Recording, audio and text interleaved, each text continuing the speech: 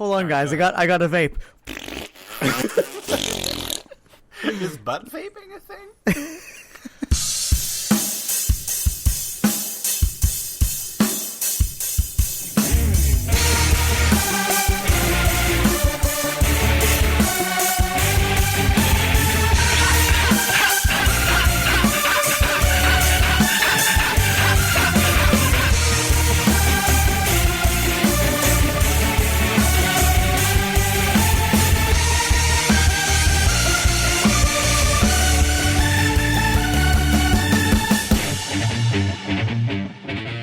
Hey, everybody. We're already off the rails. Oh, God damn it.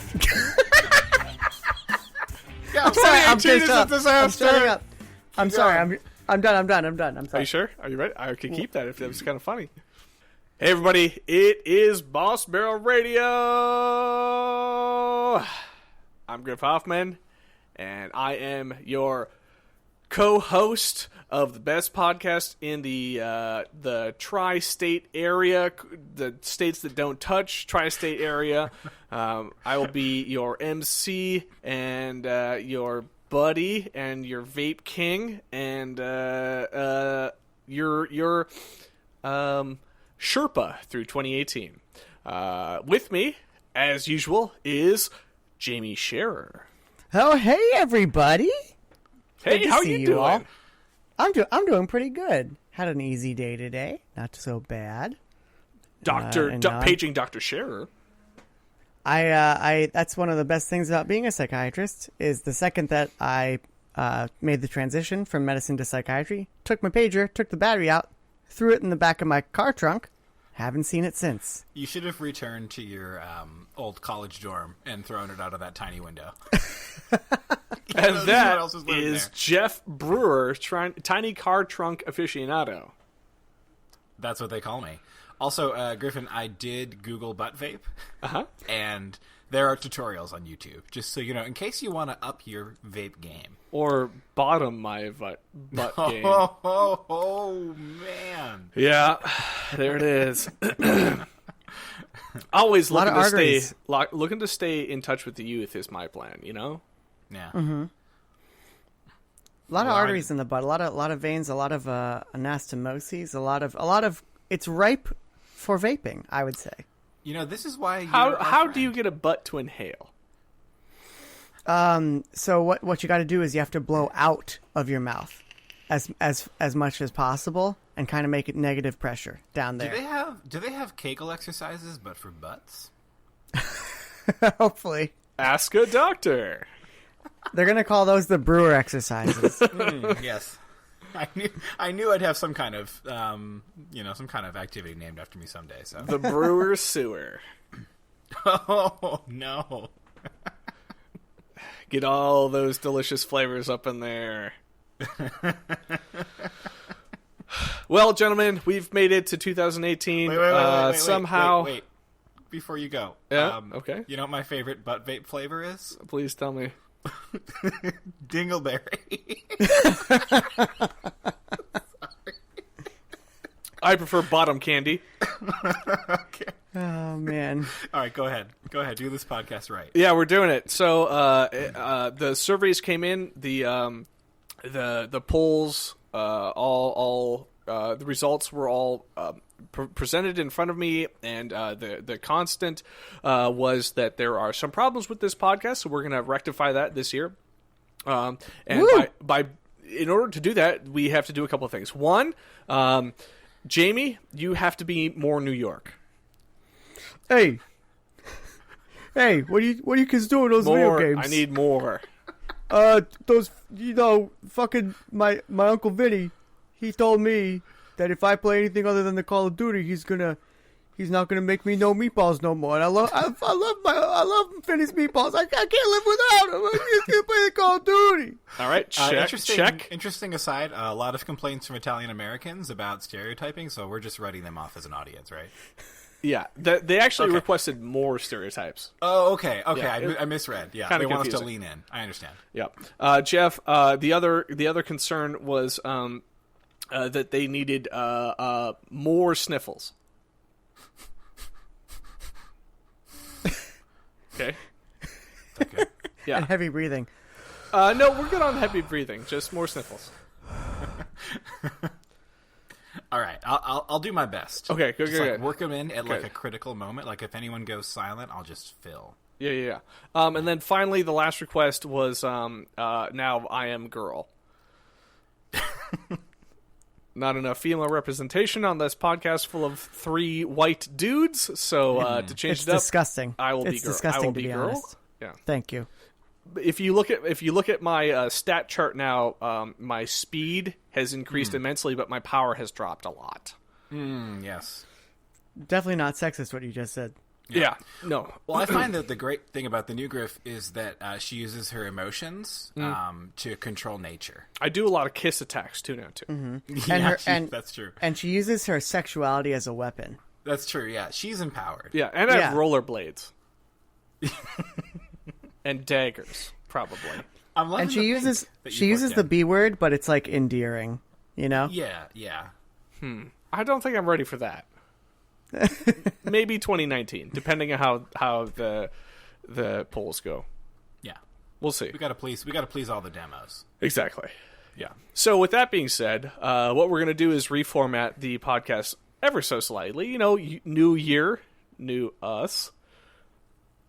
I feel new. Nobody threw up there. Okay, good. I've been reborn. We're gonna keep this high and tight as we say every year, a little quicker, fast paced, and I'm by doing very so, uncomfortable. we're going to cut out the fluff.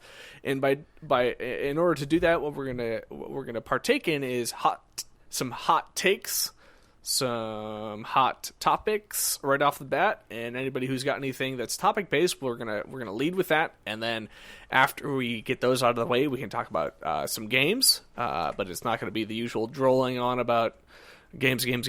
And then finally, we'll do our bets if there are any. And then after that, if there's some free time left, we can, open the floor up to talk about whatever we want to talk about. Talk about vape stuff or bud stuff or the combination of the two. It sounds like a wonderful evening. Yeah, I think it's fabulous. sounds great. I see that you've written a great topic, Jimmy. I can't wait. Are you doing it? We'll get there. No. We'll get there. Okay. All right. Why don't we? Tease it. Griff? Why don't you take it away with a hot take? So we got a hot take. It's 2018. You know what's hot right now? Dragon Ball FighterZ. Oh, yeah. Dragon Ball Fighter Z. I hear there's a character named Goku Black. Yes. Yeah, dog. Have you not been keeping up with the fan subs? Dubs, pretty not sure- subs. Subs, not dubs. I'm Who pretty is- sure there's a Super Saiyan Blue now, where Yep. his hair turns blue. Yeah. Yep. Is there a Super Saiyan White as well? I don't know. I don't know if they go to that. I know blue is a thing, but I'm kind of out of it. What I do know though is Dragon Ball Fighters is coming out, I think, tomorrow, if not sooner. And it's shaking things up. And it kind of got me thinking about the fighting game scene recently. So I'd just like to take a few minutes, and I know you guys aren't fighting game, lovers, How dare you? not fighting game aficionados. How I played? Oh God. You played Super I had a 4 good for a while. I had a good comeback, but then it really hurts your comeback if you can't remember the name of the game, huh? Yeah. Didn't you have a bit Yeah. of a thing for Street Fighter 4, Jamie? Was it rock, paper, I- scissors? I played Street Fighter 4. Yes, I enjoyed Street Fighter 4. But what's the one that launched with the Xbox One? Killer Instinct. Yeah. I played Killer Instinct on the Super Nintendo with Robbie Coulter for hours the day it came out. So go screw yourself. All right. I played Smash Bros., which is the greatest Fighter fighting game ever fighter made. cred justified. Jeff, you present your case.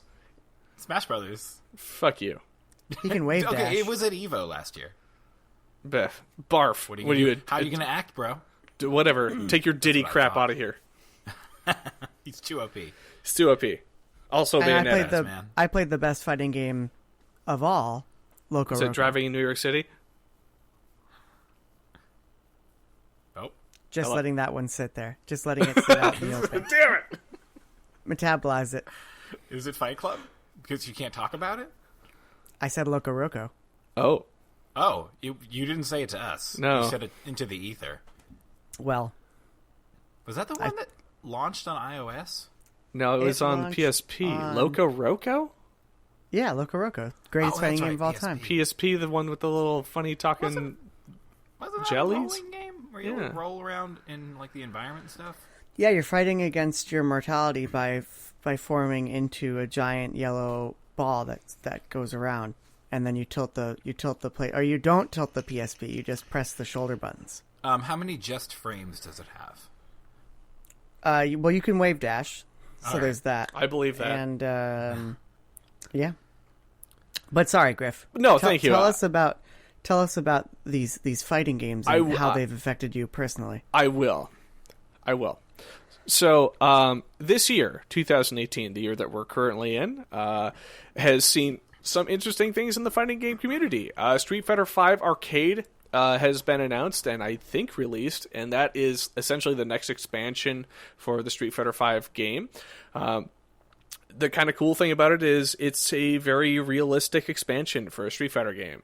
Cheap. I think it's like $20 or $30, and then if you have the base game, like it's even cheaper or so. And it comes with all the playable characters and everything that you'd want to come with that, and it's on PC as well. So, having not played it personally, but having played Street Fighter V, like it's really cool to see that everything's in one package and available, and it's kind of like, you know, putting in all the future DLCs there. So that's very exciting, and hearing that people are enjoying. You know, the new characters that come along with that makes me more interested in the Street Fighter scene than perhaps it has been before. I'll round back to that if there's time. But more importantly, like I mentioned before, Dragon Ball Z All, Fighter Z, is coming out shortly, and it is fucking tearing up the scene. People love it. I watched tons of videos, haven't had my hands on it yet, but I will shortly. It's coming to me in the mail through that Secret Service. And man, I'm excited to play some Dragon Ball fighting game shit. Who's the developer on that? I know it's published by Bandai Namco, but do you happen to know? I don't know. Maybe the Guilty Gear people? I'm not positive. Yeah, that seems like a possibility. I don't know. I'll look into it. Okay. What fighting game is it closest to? Like, is it like a technical game like Tekken? Is it like a Street Fighter-y type game? Is it like a mash buttons kind of situation? So that's a really good question. I think from everything that I've watched, it's kind of a combination of the two of them without getting into the extremes of either side. So there seems like there's definitely an opportunity for technicality, but then there also seems like there is the low-level play of just, hey, let's sit down on a couch and play some Dragon Ball, and, you know, we don't really know how to do counters and footsies and dash cancels and whatever. Like, it seems very much to me like what's so appealing about Street Fighter to me, where it's kind of what I know about fighting games, and not going too down the crazy hole like BlazBlue or a Marvel vs. Capcom. So I think that this game could have a lot of merit in rejuvenating the fighting scene this year, and I just wanted to speak to that, also saying that, like, it's easy to let the fighting game scene kind of fall away, because I know personally I'm not as much invested in it as I used to be, but there is still very much a market. Like, look at what's happening. 2017, you had Tekken 7 like making some really impressive waves. You had some the Pokken tournament is coming to Switch this year, and obviously people thought that was pretty cool. No doubt there'll be a Smash Brothers release at some point in the future. You know, there's a lot of fighting game stuff continuing to happen, so I just wanted to, you know, check in and say fighting games still alive. Very excited for Dragon Ball Z, Fighter Z, and I'm happy that Street Fighter V Arcade is coming out, and I might check it out. I'm still a little afraid to get into it, but yeah, I was gonna say, like, wasn't there a lot of backlash against Street Fighter V? Yeah, that's a great point, gone Geoff. away yet, or no? Street Fighter V kind of was kind of a turd because the story mode came out like incomplete, and they kind of did the shitty rollout with like spending real cash or tournament cash or whatever to buy characters, and they kind of then went into like the, what do you call it, like the not Dota, what's the other thing that's not Dota? Nope, not Heroes of the Storm. No, the third one, the other one. Oh God, what is it called? You know, that one, League of Legends. Yeah, yes, that one. They did that where it's like this character's free for the week, and you can try playing as you can try playing as Guile for a little bit and see if you like Guile or what have you. So that was kind of cool, but then the biggest problem is, you step away from a Street Fighter game or a fighting game or anything that has like a trenched in community that's been playing for the longest time, and they make the new release and it's like, oh great, now I get to go into this and I get to have my ass handed to me by all these people who've been playing for the last 2 years. But Yep. Yep. That's my experience with all Jamie, fighting you kind of games. mentioned before, like, what was my personal experience with Street Fighter. I'll just lay this out there, and that's I'd play it maybe like once or twice a year, or probably once or twice a quarter of the year. And when I do, not to brag, but I actually do pretty well. But I'm also like really nervous about it, and I don't like to play games that make me feel really anxious. So I'll like play on a Saturday morning at like 8:00 with a cup of coffee. It's not the kind of game that I'm like, I'm going to play on a Friday night with like a beer or something, because I know I'm going to just get my ass kicked and I won't be able to do shit. And then, there's online lag and the delays with playing in servers and stuff. So Street Fighter, I enjoy playing because it surprises me when I do well. So I'm going to keep my eye on Street Fighter V Arcade, and definitely Dragon Ball FighterZ. I'm very excited for that to come out and me to kind of try my hand at it and see how that goes. I have a question. Wait, I have a quick question. Okay. I have a question. Yes, you in the back? Yep. Does your soul still burn? Yes. No, my souls have never burned. I've never really liked Soul Calibur. Okay. But I think there's a remake for that coming out here too soon. Yeah. I was going to say, it surprises me when I do well as well. But also, how many Evo Moment 37s have you had, Griff? Parry. That's cool, though. I'm glad that at least one of us has some kind of understanding of fighting games. I can have some fun with them, just kind of dicking around, but I have what you have for competitive play, just maybe turned up to 11. It really makes me uncomfortable. Sure. But yeah, it's interesting. I think the scene has kind of, it's hung on, and people are pretty excited about Tekken, and yeah, you're right, man. So it'll be interesting to watch, especially given that Dragon Ball FighterZ is doing so well. What is it, 90 on Metacritic or something? Mm-hmm. Can I ask a real question? So, and you'll see how this feeds in. So recently, the Overwatch League started. People had said that Overwatch has a watchability problem, especially if you don't play the game. I've always kind of disagreed with that. I think Overwatch is pretty watchable, and it seems that the launch of the Overwatch League has been pretty successful for them, and I think people are actually getting into these regional teams. I think the regional teams are a good idea, and watching the broadcast, I think they're done really well, actually. It's more, they still have a long way to go before they're not insufferable at times, but overall I think they're pretty good. And I'm wondering if you think that the fighting game scene could ever be that big, if there could ever be like a league outside of things like Evo, if there could be teams, or not teams because it's 1v1 most of the time, but if there could be tournaments and personalities the size of an Overwatch or a LoL or a Dota. Or do you think that this fighting game space is inherently self-constrained in terms of its popularity? Because these games are rooted in a very old mechanic, a very old way of playing games that seems to really resonate with certain people. But I think I can't help but wonder if fighting games are unique in that their audience size will always kind of remain the same, and if they'll ever really get bigger or really evolve in the way that other genres in video games have. What do you think about that? Cool question. I think that first of all, the video game audience it's a really great point. Like, it does feel somewhat insular in that the audience is, it's ballooned and it's peaked, and it's only people who are interested in fighting games will always watch fighting games. But on the other hand,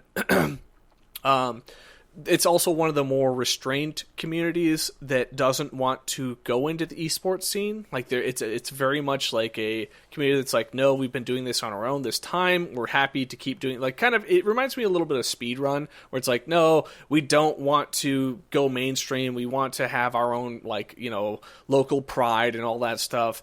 So I think that the fighting game community will, no matter what, always be strong and prevalent, but will it ever get to like gigantic grandiose things? Maybe not. ESPN did pick fighting games up for a while, and I think the critical thing with any game broadcast for our mainstream is having great commentary, and I think that a fighting game is much easier to comment on than is like a shooter. Simply because it's a static screen. You're looking at two people playing against you. It's like boxing or grappling or mixed martial arts or something. You're looking at two people engaging in combat versus when you look at Overwatch or even maybe Dota or something like that. Like, that's a lot of screen flipping and moving around and trying to explain what this person's doing over here versus this person doing over here. Kind of like StarCraft 2. Like, it's difficult. Like, you have to have an extremely charismatic and simplistic breakdown for people who aren't maybe interested. And I think that a fighting game is a much simpler thing to break down than it is like a team-based sport. So I think the fighting game community will continue to soldier on no matter what. And I hope that as I'm saying in 2018, it's not dying out. Like, the community is not dead. People are still playing things and loving it. And I would love to see this thing to kind of be like, once again, this continued march forward to be like an amazing thing in video games that happens no matter what. Even no matter what the games industry shakes out to be, fighting games will still have the same like beloved fan base and audience to enjoy tournaments. Yeah, it's a real testament to like the strength of these games that the core mechanics can stay this relatively. I mean, obviously there've been changes, but the core mechanics can stay somewhat similar for decades, and these games still have such a hold over people, and people love them. Yeah. And events like Evo keep getting bigger and bigger. Totally, it's pretty cool. But I feel like I don't know. I feel like part of why they haven't really penetrated the mainstream in the way that like your League or your Overwatch does. I feel like competitive play for those games, obviously the skill ceiling is like off the charts, and same with fighting games. But I feel like the barrier to even like intermediate play for fighting games is really high. Like, I feel like just learning to play a fighting game is really hard. I disagree. I think that the intermediate is totally accessible, except the commentary and the ability to engage in an intermediate play is not nearly as interesting as a high level. So you could be an average shooter player and still hit your targets and run around a map and do shit. That's true, yeah. As in a fighting game, like, if you're occasionally pulling off a combo or occasionally doing something really cool it requires a lot of button presses, it's not nearly as interesting as when somebody is going, full ham on it. Or conversely, if it's just, you guys on a couch, playing it with each other is also extremely fun. The middle drops out. Yeah. Yeah, no, that's a good way to describe it, Griffin. And I personally think that's part of why they haven't necessarily hit it big. They also haven't really had a moment where there's been a fighting game that kind of brought in a diversity of... I mean, there's always a diversity of fighters in terms of body sizes and things like that, but I feel like they're really kind of leaning pretty hard into the niche, where I feel like with League of Legends, with Overwatch, they have hit it big in part because their stuff is so kind of accessible to fans in terms of like cosplay and fan arts and bringing in lots of different kinds of people. So it's a community that's made up not only of pros but of people who really like the characters a lot and Yeah. like just want to be there to just kind of like enjoy the characters and stuff like that. Yeah. I don't think fighting games have had that moment yet. Yeah, I'll take this as the last hot take here on fighting games, and that is to respond to you, Geoff. I don't think fighting games want that. No, they don't. They want to stay in their world. Yeah, I think fighting games people and the demographic says it's all about the game, it's all about the fighting game experience. We're not interested in cosplaying, but cosplaying is great. Very much so, the fighting game community is not one that's like, we want to be on ESPN and have this scene. They're going to do like their boxing, thing no matter remember what. that. So I think that fighting games will continue soldiering forward no matter what, and I love to see them growing and still being relevant and being awesome. And it's very much like a very comforting thing for me, because I enjoy fighting games. And to see, as time goes on, like they still maintain that same pace as kind of they've always done, despite other games kind of blowing up in a mainstream or having this bigger community ballooning out of it. But this one's just kind of like the turtle and the hare. Turtle's still doing its thing, still doing those fucking combos, and He's just quarter circling the whole race. that's right. Nice. Toward a circle. Oh, snap. All right, Geoff, what you got? You want to talk about something else here? Hot takes? What you got? All right, so my hot take is just, how about that Nintendo Labo? Labo? It's very dangerously close to Nintendo labia. Not really. Not really. So yeah, I guess wanted to talk to you guys about this. It's been a while since we've done one of these, and I watched it, and my immediate reaction was like, this is the weirdest. Like, I don't even know if I like it as a concept. I think I do, but it is just the weirdest thing that I have seen in the realm of video games and their kind of tangentially related products in a long time. And that excites me. And I guess I wanted to get your guys' take on it. Are you buying it? Have you pre-ordered one? No. No. This idiot over here. Did you? I did. I pre-ordered Nice. the non-robot one, because I don't think Of I could course. fit an adult body. Also, yeah, it's $80 for a... I don't even think I could build that robot, to be quite honest. The Yeah, level you of could. strings and pulleys You're in an, there. you're an experienced Lego artist. It also comes with a small Taiwanese boy to help you build it. He's featured heavily in the on-screen instructions. I think for people who have kids, this didn't necessarily come out of left field, because I think that like cardboard toys for kids, especially in this realm where there's some like mechanical element to them, have actually been gaining popularity recently. Mm-hmm. So I think that it's not like they came up with this crazy idea and then put it out into the world. I think that other people were doing similar things. And I think someone at Nintendo maybe had a kid who was playing with some sort of cardboard something and then like had this idea to do the same. But, this is so I'm going to you've jump in seen right here other- and say this is bizarrely the moment where me as a person with kids, this doesn't mean anything. because your kid's like 30 years old now? Yeah, he doesn't give a shit about this stuff, or neither does his peers or the younger cousins. They're just like, I don't know, Well, it's some dumb cardboard shit. He's at the age where... See, this is the Nintendo thing. They have a hard time with teenagers, but they do really well with, 25 and up and, 10 and below. That's always been their demographic. They've really struggled to capture the teen audience. How did Hunter feel about like Breath of the Wild? Was he into that? He watched me play some of it, but he was never interested in playing himself. Yeah, because it's for kids, or I don't know. Yeah, it's for someone. it's for fucking idiots like me. So I guess I It's will not FIFA. explore with you guys a little bit. First of all, I never knew that like cardboard DIY mechanical toys were there first. This seemed like it was kind of a uniquely Nintendo thing, but you've seen other stuff like this, Jamie? I have too. Yeah, I have as well. Yeah, I'll do a quick check right now, but Like I'll build give you the name not of the necessarily thing, cardboard, but like builder kits and things like that, where it's like, That's put true, this yeah. put this basic. Schools do a lot of this too, where it's like do this basic mechanical engineering. Like shop class is not cutting wood and making a key chain anymore. It's like your shop class is you're going to create this motorized mechanical thing that can do these actions based on your programming, which is actually really cool, you know, for kids in school and stuff. But I mean, it's kind of bizarre for people like us who are like, we were in a shop class that was like, I don't know, don't saw your thumb off. This is like, make the robot do a thing. Yeah, I mean, and of course it's probably more accessible to make the robot do a thing now because, you know, you can have one of the 1 to 2 mechanics that live in your town and still work and are also over the age of 50 take care of everything. Right. Else. Also, the death count is a lot lower. Yeah, that's true. So, I mean, do you think that do you think that this is going to be a successful product for them? Do you guys think that they're all in on this?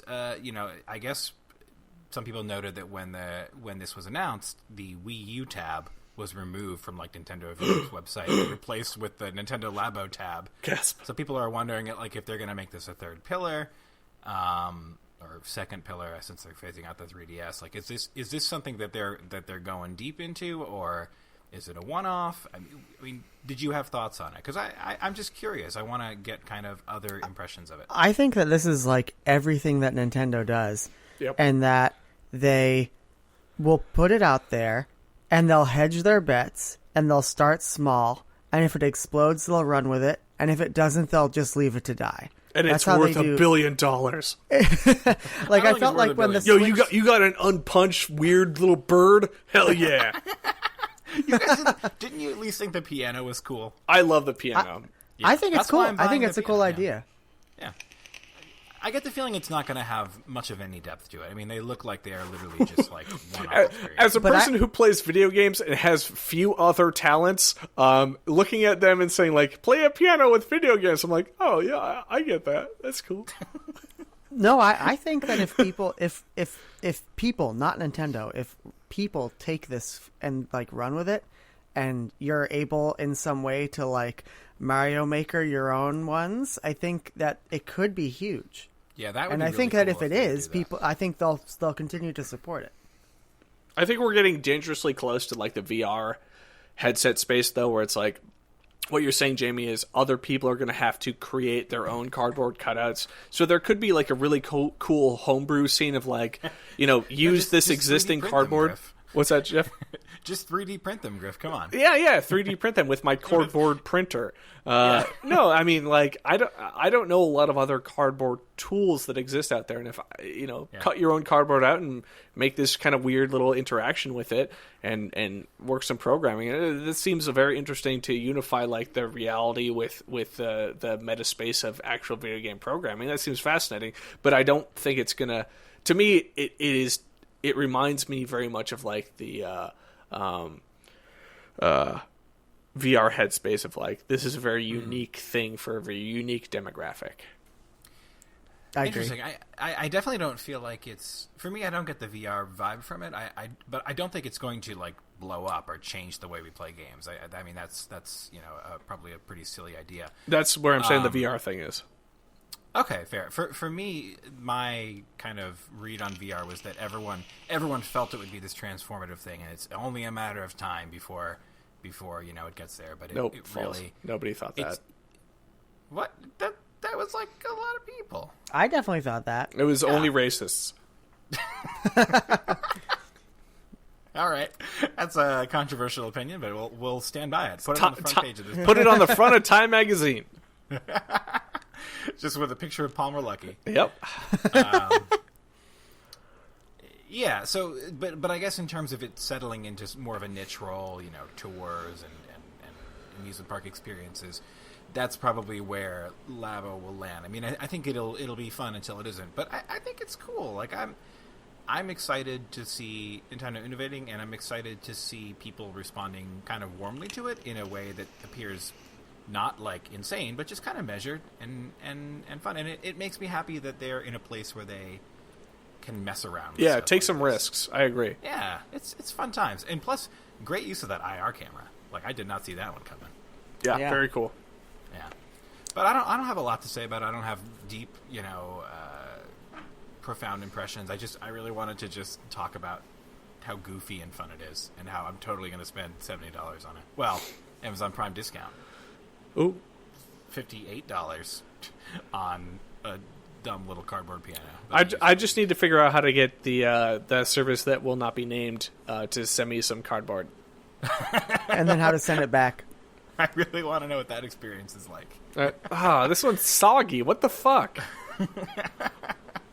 It'd be cool if you could use this to make peripherals for games that would no longer have to be plastic, and then when you're done with them, you can throw them out instead of like having Guitar Hero controllers in your house forever until you die. Yeah. Well, some people are wondering if the Yoshi game will incorporate it in some way, because it is literally just a cardboard game. Ah. Oh, shit. They're going to have a Nintendo Direct where they're like, the cardboard in Yoshi is very different than the cardboard in Nintendo. Are you Labo. telling me that there might be a yarn expansion that comes out for the cardboard? Hopefully. There's already strings and rubber bands everywhere, man.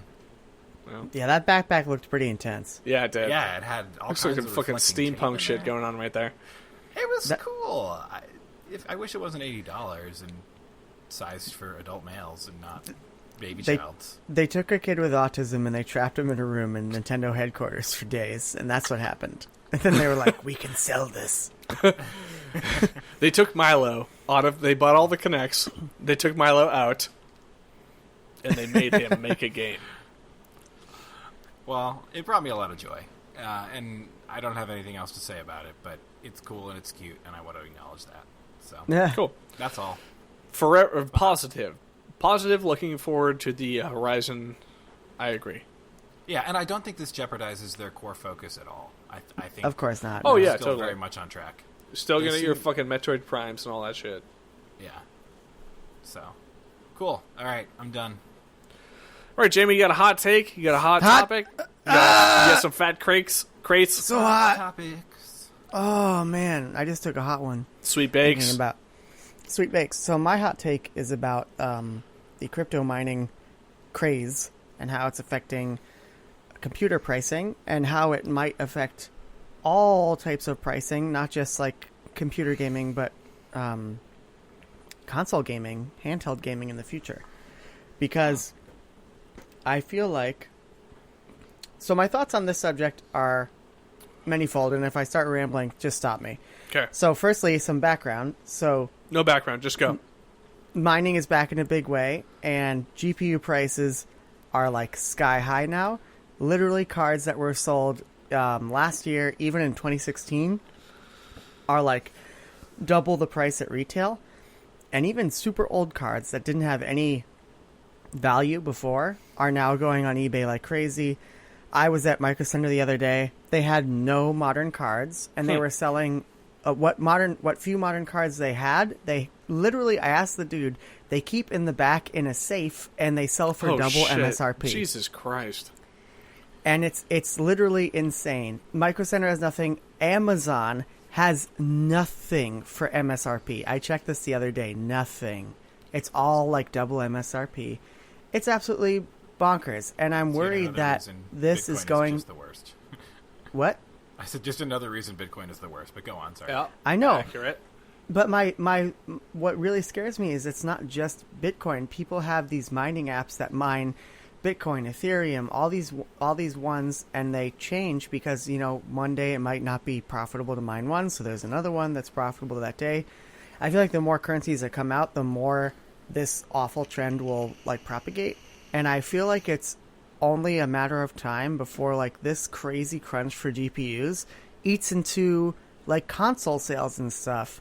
I feel like how could it not eventually come to that? And how could it not eventually come to the point where someone's going to put something on the PSN where you can mine with your freaking PS4? That's where we're going. I don't know. I feel Folding like at home didn't Folding. do that. Yeah. Oh, damn it, Jeff. Nice work. folding Folding what? these dollars in my pocket at home. No, I don't think so. I don't think that Sony would let a mining app on the store. I think it'll be relatively contained. I don't think that old hardware, because that's the thing about consoles. It's all old ass hardware in consoles. True. I guess, but even old video cards, I think the hottest card, return on investment wise right now, is the 5 series. That's about where the PS4 is. Interesting. Yeah, if not better than that. I think it's like it says like a 750 Ti. Is that right? Something like that. I don't know, but it's just really frightening to me, and all not just the the GPU prices, but everything in terms of computers is going up. Right. RAM prices are going sky high. I'm worried about like these things becoming like unobtainable. Like I'm worried about next generation in an effort to give people like that next gen experience. Like I'm worried if these things are just going to become like prohibitively expensive. Jamie, I understand where you're coming from. Like, jokes aside and lambasting aside, like I agree with you that the future of the gaming hardware may be becoming more complicated, but also like to then walk it back, it's like, well, fuck you for having the most high end graphics card and caring about it. So, I mean, I don't have the most high end graphics card. You do. He only has a 1080. It's not. He doesn't have a 1080 Ti. But what I'm saying is like you're right. Like there will be ramifications no matter what, because it starts and it will roll down to the average user, and that's a bummer. But I think that the people that are most affected by this right now are the people that run the high end rigs. And I don't care about that. Well, no, I don't know about that. It's not a good time to buy any graphic card. Yeah, literally. Like it used to be that if you wanted something kind of mid range, you were kind of screwed. But if you wanted something really high end, or if you wanted something really low end, you were kind of insulated. Now, even 1050s and 1050 Ti's, which are like the $100, $150 cards, that if you want to build your own computer for the first time, that's a good place to start. Those are nowhere to be found. If you can buy one for less than like $250 on any website now, I would be flabbergasted. It seems like as a person who has zero concept of how much these things cost to begin with, I always assume that any computer component is like $1,000. Like if you're saying like it's gone from $200. It's gone from $500 to $200. It's like, yeah, okay, I don't really understand, or vice versa. Sorry, I don't really understand. Basically, all graphics cards are way more expensive. Like that is an actual thing that, like, he's not exaggerating. No, That's I understand that, but I'm saying like from my level, prohibitively to get into like a high end PC or even an average PC, it's very expensive. Now it's gone even up higher. I still don't care because it's like it's unattainable. But it seems even worse than that to me, because it's not just that the prices have doubled, which is already insane and has never happened before. It's that the availability, like the prices have doubled and the availability is zero. Availability, yeah. Sure. Sourcing could be an issue for next gen. I mean, that's a good point, Jamie. If you wanna build a, they were talking about this on Kotaku and Giant Bomb this week. If you want to build a gaming PC right now, you cannot. Like it's not just, even if you have the money. You can't find the parts. You can't find it. I gotcha. Yeah. Which would make things difficult if you're trying to create a new console that has those things in it. I gotcha. I am a person who thinks that Bitcoin is going to be possibly irrelevant by then. I certainly hope so, man. I mean, I know nothing about this stuff. What's that, Griff? Oh, I just said by the end of February. I don't know, man. It is alarming on many levels. I mean, like you guys probably know that like there were a bunch of Starbucks that were using people's phone connections to mine bitcoins. Oh shit! Yeah, that's hilarious. There's some weird shit going on out there, but yeah, I think it's too soon to say. But certainly, if this continues, then it's going to affect the market in a really profound way. So hopefully, it doesn't. Yeah. But I think at some point something's got to give. So I don't know. We'll see. I hope so. Hey, look, all the Bitcoin in the world will be gone by 2030. I mean, also, this is just like the pendulum swing, right? Like, I know you guys hate it when I say this, but like, this is right now, and in 2 years, things will swing back and we'll be fine. Like, it's not the end of the world. Just let it go. It'll be okay. Games are difficult right now, and then in the future, they'll be less difficult. It's very I'm zen. Griff on this one, actually. I'm not. I like theoretically and like on a conceptual level, I appreciate your anxieties, and I think there's probably some real merit to them. But also, like, I mean, on one hand, this has literally happened before, so I can take heart that this happened and it went away. It may come back and then it may leave again. At the same time, when it happened before, this didn't happen. And I feel like it's just like in the zeitgeist to such an extent. Like it's on the cover of the New York Times Magazine this week. Like I feel like I don't know.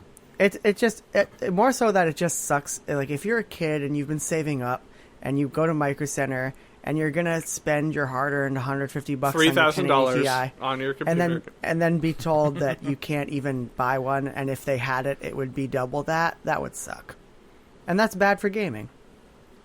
Yeah, no, you're not wrong, dude. I mean, it's not good for gaming, and I hate I hate all of Bitcoin. It's hated so much. Yep, agreed. Hopefully, it'll be gone soon, because a government will say that it's not allowed, and then every other government will join it, and will hack it, and then everyone will lose everything. Strong cryptocurrency. It's not unhackable. It's just strong. That's what it is. That's the thing. Like and there's been crazy hacks. Yeah, and people more importantly, right somebody will eventually figure out what cryptocurrency is, and then nobody will care about it anymore. Somebody will write a piece that very clearly explains it, and people are like, "Oh no!" In 3 sentences, and everybody will be like, "Oh no, this is hot trash. We've been investing in war bonds this entire time." So you're telling me this was literally just a .txt file? Right? I can take my Microsoft Paint and make a better currency. Wait, you guys, I have a good idea. Okay. Blockchain, more like cockchain. You're welcome. You're welcome. That's going to be in our Bitcoin pornography video that we're going to make if this whole podcast gig doesn't work out. That's right. Because eventually the airwaves will be so clogged with Bitcoin transactions that the internet won't even work. Right. Jamie, do you have any last words on your Bitcoin mining operation you have going in your house? No, I think I said I voiced my fears, and you know what? I feel better about myself now. Thanks, guys. Good, yeah. That's the goal. All right, so now we've made it to the game zone. The game zone. Game zone. Yeah. So we're gonna talk about some games. Nice. Right. Yeah. You've got my attention. Okay, listen close. Go on. So at this point of the podcast, everybody can take a break right now. Just use a little. Use some pee break, bio break, and stuff, and then here we're gonna stop right now. Stop. Fake stop. No. We're stopping? No. Yes, we're stopping. I'm gonna inject some music right here. Okay. Should I keep the recording going? Yeah, keep it going. Okay. I have a feeling the audio is going to be shitty on my end because for some reason my waveforms are really small. I don't know why. I should have done more testing in advance, but I didn't. No, my waveform is not good either. A lot of it gets loud and it gets soft. So sorry about that, Griff. Oh, it's good. You sound good. You guys both sound really good. Just a little robot-y, but not bad. Yeah, you're robot-y too. Yep, I'm sure we all are. So at this point, let's talk about some games. Each one of us are going to talk about some games. I'm going to talk about a game. Jeff's going to talk about a game. Jamie might talk about a game. Oh, he will. So I'll jump off here first, and I'm going to talk about a little game called Cosmic Star Heroine. 2018 happened, and no games came out at the end of the year of 2017 and into 2018. So I've been playing a wonderful little RPG called Cosmic Star Heroine. Came out. I talked about it before. It was on my radar. I bought it. It was on the PlayStation. I think you can get it on PS4 and on Vita. But the point, on Steam, if you have a pre-Bitcoin era, if you don't have to pump Bitcoins into your Steam machine. Yeah. BBC before Bitcoin. Mm. So the things that I wanted to talk about Cosmic Star Heroine with you guys specifically was the mechanics. And I'm not going to waste your time with the backstory on it. I'm going to say, damn, this is a cool battle system this game has. Because what it does is essentially you have 6 abilities for your characters. And when you use it, it's done. Until you do a rest. Whoa. You guys still there? Oh, yeah. Okay. Yep. So you have, like, think of like your classic Chrono Trigger fight where you can attack or item or whatever. But imagine if you went into your attack item menu and you could do, like, attack or double attack or quadruple attack or sexy attack or whatever. But then once you used it, Did you just say sexy attack? I did. Yeah, there's no right. there's no MP or anything like that. It's just like you use this once and it's done. And then for the whole battle. For the whole battle. And then you have to use another ability, which is like a rest, and it will refresh all of your 6 abilities. So I was thinking of Geoff, you quite a bit while I was playing this, because I think you would really, really enjoy this, because it's unique and different and very cool mechanic. Yeah, I've looked at that game before. It's Zeboid, right? Yes. Yeah. I almost pulled the trigger, but I held back. But hearing good stuff from you makes me want to return. You should. And I think when I played it last year, I was just in the introduction stages, and I was like, And now that I really sunk some time into it, like 4 hours or so, after about an hour, it really picks up and becomes really fucking cool. So I would really recommend you guys play it. It's very much like a classic RPG. There's a ATB and a lot of cool characters with special abilities and all that stuff. Like it reminds me a lot of like Suikoden meets Final Fantasy X, but brought back to like a pixel art Final Fantasy 3 kind of era. So hate to use all those analogies for games, but it's the best way to describe it. It's super fun, and the thing that I really like about it is when you clear an area of all the enemies, because it's like Chrono Trigger, where it's like if you touch something, you're in battle. After you clear it all, you can just access your like VR headset, and you can just grind battles over and over and over again. So I enjoy that quite a bit. Nice. That's I'm happy to hear positive stuff, because it's definitely something that I had heard of and that I had heard some buzz around. But to hear you giving it a badge of approval, I feel like your patience for that kind of game has waned a little bit. Yeah, absolutely.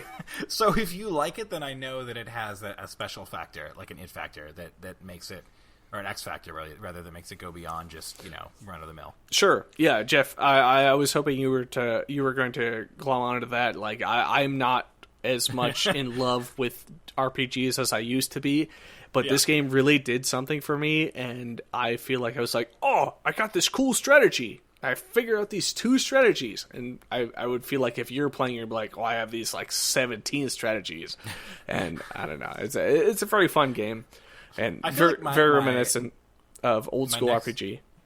I feel like my next level RPG strategies are just playing the game for a really long time. Like, I'm not gonna talk about this because I think that it would just take too long. But I played Xenoblade 2, and I played that game for over 150 hours. Sure, and I'll pass this off to you, Geoff, and I'm just gonna say, like, you should play it. And from everything that I hear, Cosmic Star Heroine is a short RPG, like around 20 hours or so, which is unfathomable. I like that length. That's a great length for an RPG. Yeah, that sounds good to me. It doesn't waste your time. Like, you can not do any grinding and get through it just fine. But there's also tons and tons of characters. Griff, I have a quick question before we move on. You graciously gifted me this game, and I played it for a hot second, and I want to get back to it soon. I don't know why I didn't, maybe another game or something. But one thing that I noticed right away, and I don't know if it was just on whatever system I played it on, I think it was PC. Is it only PC? No, it's PS4 and PC. Also Vita, I think. Oh, Vita, yeah, if you buy it on PS4. Yeah. I walked in the game, and it was like weirdly staccato-y, and like, is that how it is?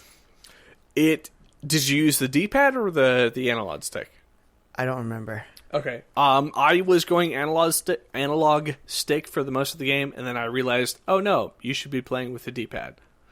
And it changes the way it looks when you walk? No, it just feels better. Like, it makes more sense. Like, it reminds me of, like, Pokemon of the modern era, where it's like, yeah, you're on a 3D plane, but you're using a D-pad, so it makes more sense. It meshes with the brain better. Did it have that problem where, like, your foot movement animation doesn't match up precisely to your movements? Correct. I don't remember what exactly the problem was, but I think that Griff likening it to Pokemon is probably dead on, because You've always hated That the grids. that is literally probably the reason why I haven't gotten into a modern Pokemon game and why I was excited by the most recent one, because you'd been on that invisible grid for so long. Yeah. And then you played it, and you were like, "Oh yeah, I don't like Pokemon at all." Yeah. It feels like a grid, but it doesn't feel like a grid in the same way Chrono Trigger doesn't feel like a grid, but is a grid. I mean, give it another shot. Use the D-pad. Will do. Give it 2 shots is what I'd tell you, because it took me a while to really get into it because there's so many RPGs that happened in 2017. So Yeah. I mean, yeah, I could easily get past that part. It was just something that kind of struck me at first. So I'm glad to hear that you've enjoyed it so much, and I'll definitely get back into it. yes, it's very good. Sweet. Yeah, I'm gonna check it out too. I'm excited to hear that. Cool. Geoff. Okay. Like I said, I'm not going to talk about Xenoblade 2, but I just want to say that it actually is really good, and I was very surprised. And you guys should play it. But what I am going to talk about is a game called Slay the Spire, which may have flown under your guys' radar. It's early access, Steam only for the moment. It seems like a great fit for iPad. It is essentially... So, Jamie, you know Dominion, the board game? Hell yeah, the one that you always win? Yes. So it's essentially it's a deck building game. The developer likens it to single player Hearthstone. It's essentially like a roguelike where you, throughout the course of traversing these floors, just add cards to your deck and like build a themed deck. And it's actually really, really fun. And basically, like, you engage in combat using cards. So it's a bunch of different ideas kind of thrown together, but it just gels really well. There's different character classes that have different card sets, not unlike Hearthstone. So like there's only 2 characters right now, but there's a third one that's going to be added once the game leaves early access. So there's like a knight, and he has abilities that like allow him to exhaust cards. So like he can send cards off the battlefield, like remove them from play altogether to gain various benefits. And then he has abilities like based around hurting himself. Then there's like a thief who can stack poison. That's like an ability that's unique to him. All kinds of really cool stuff, and it's just a super fun game that like scratches that kind of board game itch, which I think would be great for you, Jamie. I think you'd get a real kick out of this game, and it allows me to engage in something that is Hearthstone-esque without like the awfulness of like internet competition, which I just loathe. It looks amazing. Yeah, plus roguelikes, which is another box for me. But it's really fun, and despite the fact that it is early access, you know, you may want to hold off just because you want to get the full experience, but it is a game that you can have a lot of fun with right now. You know, the 2 characters that are available feel relatively complete. Early access means nothing to me anymore. After Dead Cells came out, I mean, Dead Cells is an incredible game and you guys should play it, blah, blah, blah. But Dead Cells came out. What? It's coming to Switch. I might get it on Switch. No, Oh, I agree with damn. you, Jamie. Early access is nothing anymore. Yeah. Well, there are like, games I thought that Dead go Cells through was their whole complete when it lifespan. came out, and it's even... What they've added has been just like additions to it. But go on, Jeff. Sorry. I was going to say there's games that live their whole lifespan in early access. Like they're most popular during early access, and then they come out, and by that point they're dead. Or they're games that, like you said, Jamie, like they start off in early access, and that's like a fun base game, but then like everything else is like an expansion. Yeah. Yeah.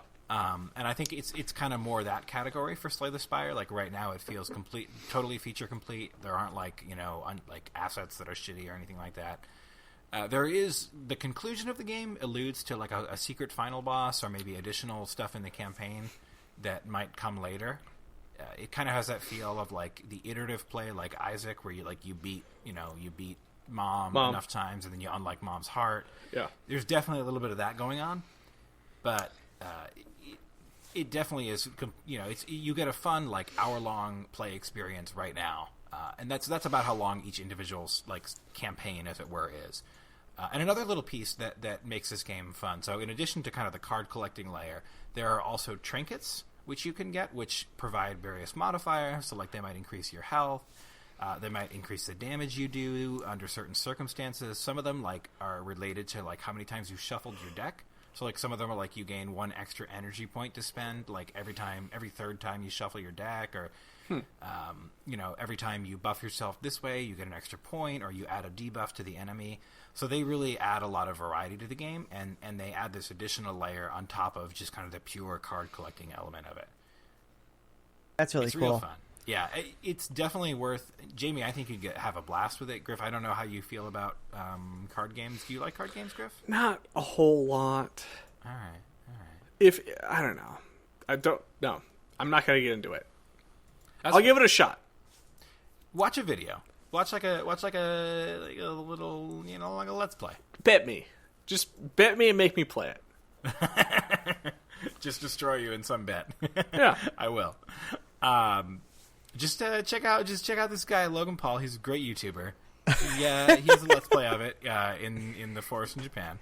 Is he a racist? Probably. Maybe. All TBD. signs point to yes. TBD. No, it's good. It's under the radar. It's gotten some attention, I think, from streamers and the like. But it's really good. It's not it's not like a stream game or anything like that. I had a blast playing it. It's one of those great games you can just kind of while away the hours, feeling strategic, feeling like you're having a good time, and exploring interesting possibilities and combinations. So with the playthrough being an hour, what is the draw to come back again? It's that you could build like a completely different deck? Completely or different what's... deck. I mean, it's every roguelike, which I think is like something that doesn't quite land for both of you, which is... Yeah. If you had said this like a year ago before Dead Cells came out, I would agree. But Dead Cells is one of my favorite games. So. And you played the one with the generations of knights that try to challenge the 4 bosses. Oh yeah, Rogue Legacy. That game was incredible. You like that one too. So the draw is the iterative play. So you start to understand the mechanics better. You learn, like, your first game is learning the cards and losing. And then your next game is kind of learning the cards better, getting different cards, because it's totally random what you can pick up. And like there's all the trappings of roguelike. So there's shops where you can buy cards. You can also do card removal, just like Dominion. But it's expensive, it's hard to access. But there are different types of themes and different ways you can build your decks kind of based on luck of the draw, whatever your kind of feeling of the moment is. So that's really where the replayability comes in. I mean, there's no story to speak of. You're just climbing a tower. Now, in my favorite roguelikes like Rogue Legacy and Dead Cells, progress you make in one game, some of it is transferred to the next. Is that true in this game? There's a little of that in this game. I would say that there, yes, it is there. The unlocks don't feel substantial in the moment, so you unlock additional types of cards, and it seems like each unlock introduces kind of a new theme. That said, each unlock I think is only like 3 cards, so it kind of feels a little weak in terms of adding new themes. But the cards usually have pretty dramatic effects, so there definitely is progression in that way. Cool. Yeah, I'm definitely interested. I would have bought it already if I didn't buy Iconoclasts yesterday. Yeah, and I'll give it over to you in a sec, but this is a game that I can't wait for an iPad version, because it's just crying out for one. Nothing announced yet. Or a Switch version? It'd be great on Switch as well. I think that it feels like a game that ought to be very tactile, just because they're really aping Hearthstone with the cards. But I would welcome it on Switch. I think it'd be great there, too. Cool. Nothing isn't welcome on Switch. Even Wolfenstein 2, I'm like, yeah, bring it. I'll play it again. Whatever. I considered Doom for a long time, but I don't think that should be my first experience with that game. All right, Jamie. Tell me all about Wolfenstein 2 on the Switch. Oh, I'm not going to talk about Wolfenstein 2 other than to say it's like really awesome on easy mode. But I will talk about Iconoclast, which I downloaded yesterday for the first time. I'm not too far into it. Haven't had a whole lot of time for games recently. But man, that game is immediately awesome in various ways. The first thing I thought when I booted it up was, this jump is real good. It's a real good jump. It's like got the perfect amount of delay. It's just a little floaty. I hope it's not too floaty for you guys. I don't want another Rayman Legends situation on our hands. It is not too floaty. I can confirm it's a great jump. It's like a wonderful jump. I think I just jumped for like 5 minutes. I didn't even move to a different screen. And I think that in addition to that, the game has some really interesting mechanics. You have this pistol, right? It's the first weapon that you have in the game. Excuse me. And what's really cool about the pistol is that you can aim in the cardinal directions, but there are often enemies that are not exactly in the cardinal directions. Oh. And unlike other 8-bit 16-bit type shooters where you have to like either move directly underneath the enemy if the enemy is above you, for example. This has like a really interesting and just not explained, just like baked in lock-on function that just works amazingly. It's really cool, and I can't think of another game that does something like that. Yeah, I actually read about it online. I guess if your shot is within 45 degrees of the enemy, it'll auto lock. That's really cool. Which such a genius bit of programming. Yeah, really smart. And then the other thing is you have this wrench, and the wrench, allows you to affect the environment in certain ways. I'm very early on, but I can tell this game's going to be all about the puzzles and like manipulating different elements on the same area, like in time, so that you can move from point A to point B. I think it's going to be a lot of fun. And the story, like what little I've gotten of it already, seems really, really amazing. You're a mechanic in this world where mechanics are outlawed, and your father was like mysteriously taken, and you have inherited his wrench, and it's illegal to have.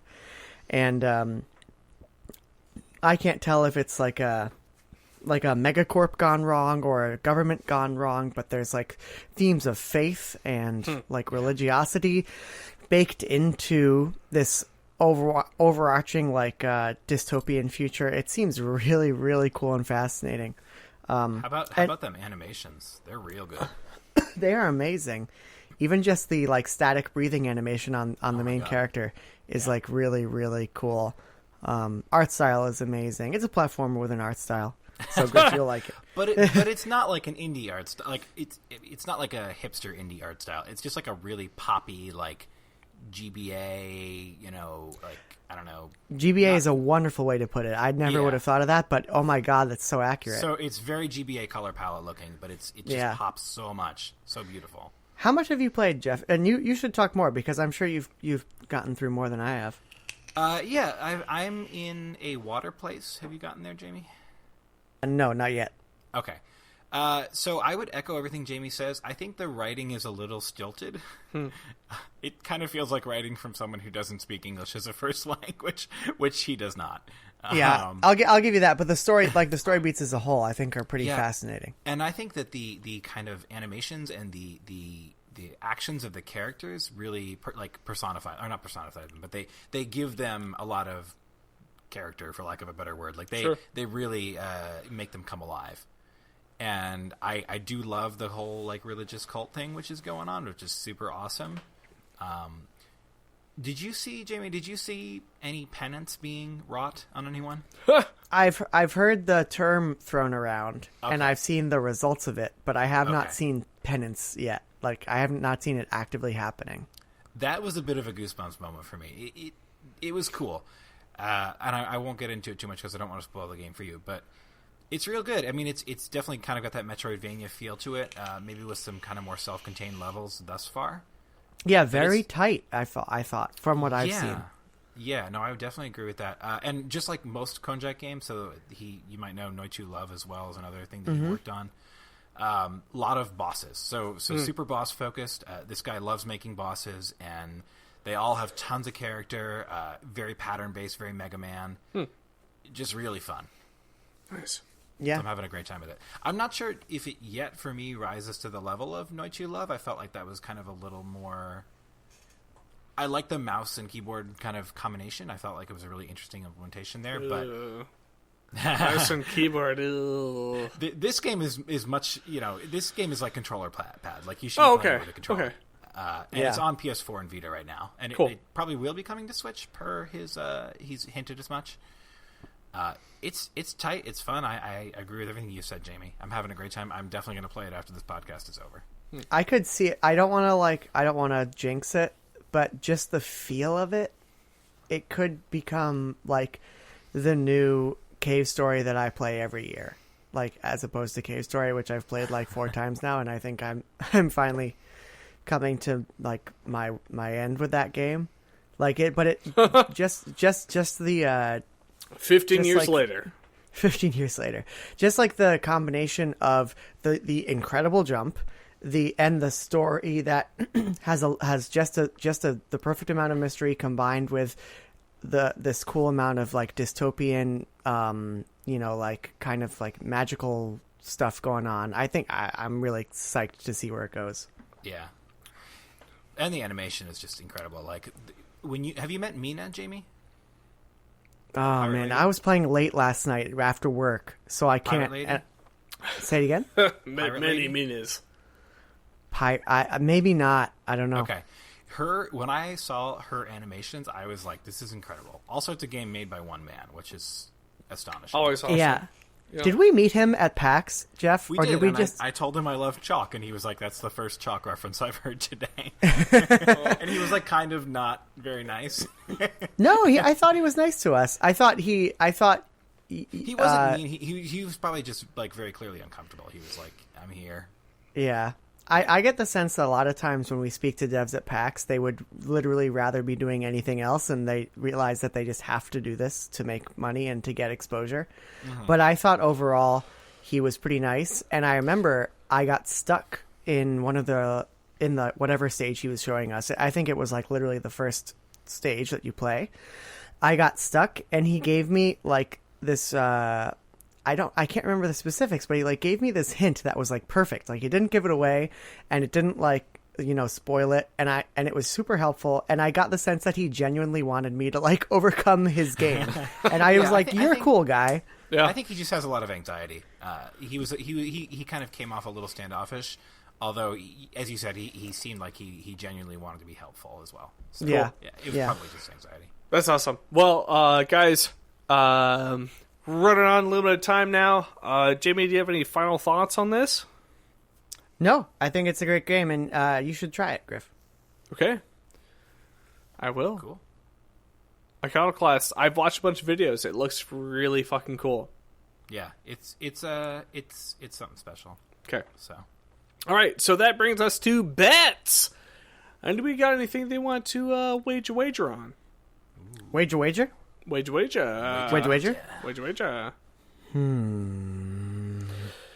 The date of the next Nintendo Direct Mini. Right, so my initial reaction was, will God of War actually come out on April 20th, 2018? But that's too far away. So is there anything... You think that the game is gold. It's done. Mm-hmm. NFP. Mm-hmm. You just think that 420 Blaze It would be too much? I think it might be. Do you think it's too much to compete with Nintendo Labo? Yes. On 420 yes. for $69? You get the 2 Kratos swords in your package at home. No, I was just wondering, like, is there something we can do that is like immediate right now? Something that we could, If not, we can table it because we don't need a bet.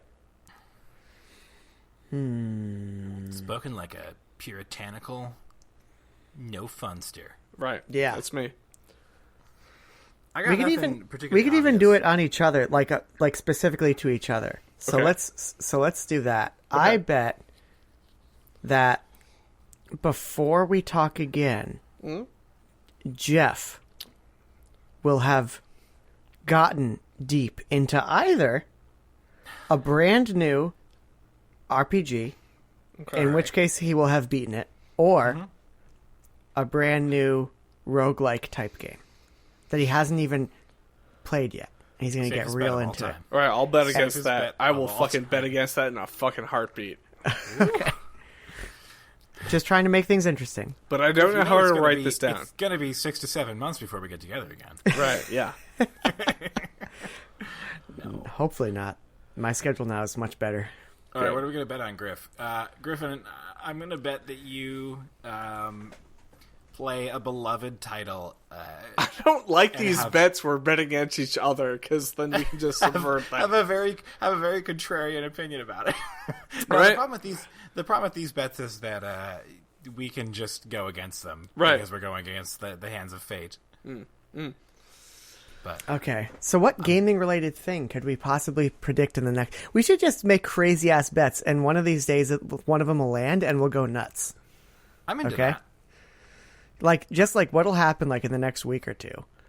I'm betting that in the next week or two, a new Destiny problem will come up, like a huge one, and people will be super pissed. That's my bet. Destiny is the next frontier of cryptocurrency mining. Oof. It's surreal. Ugh. So that's my bet. Another huge Destiny problem. Okay, that's a good bet, actually. I feel like it's on brand for me to bet about some kind of Nintendo thing happening, like a direct, Sure. like in the next week. Yeah. I'll write that down. There will be a Smash Bros. Announcement in the next month. Oh. Okay. Bold. Taking it back to the real stuff. Yeah, Leave those yeah. Let's politics keep it out of my fun. Let's keep video it happy, games. positive. Things tying it back to the front of the podcast. Yeah. All right. Cool. We got it.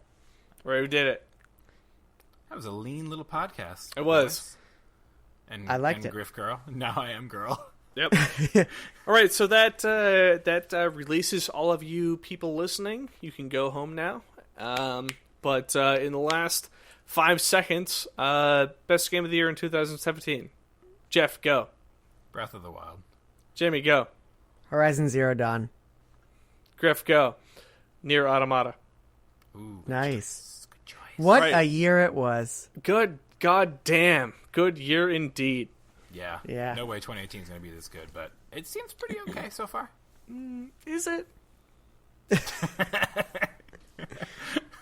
Listen, Burger King is fighting for us. I saw that shit. It's so weird. It's really bizarre and sad that that's what it's come to. Whopper neutrality, guys. Whopper neutrality. Oh my god. All right, gentlemen. That was great. We did an Cool. amazing podcast. It was sweet. It was simple. We did it. Let's keep this Woo! going in 2018, love despite to. if the world is burning around us. Yes. Sounds like a plan. Yes. Bye, guys. Bye. Oh. Bye. Are we doing sign-offs or no? Yeah, Geoff. On the internet, Geoff where Brewer. can we find you, Geoff? Genius123 on Twitter. You can look at video game memes that I tried to post 2 years ago. Jimmy. All of my social media is inactive, but if you have a psychotic break or you're addicted to a substance, come to 183 South Orange Avenue in Newark, New Jersey, and I'll be there. Excellent. I'm Griff Hoffmann. Search me for Griff Hoffmann, and don't talk to me. Also, there's a lot of cool shit happening in Des Moines right now. My friend Dan Fessler just opened up an arcade building thing. Whoa. So he will take your games and turn them into arcade machines, and he will really appreciate this. Yeah, Des Moines Arcade. Check it out. And also, I'm Griff Hoffmann, but I don't do shit on Twitter. How is the vape scene in Des Moines? Oh, no. It sounds so wrong. The Dopest! Did you sub-ohm into your microphone? Yes, I did. All right, guys. Have a good night. Be good to your DMs. Be good to your family. night. Bye. Bye. Bye.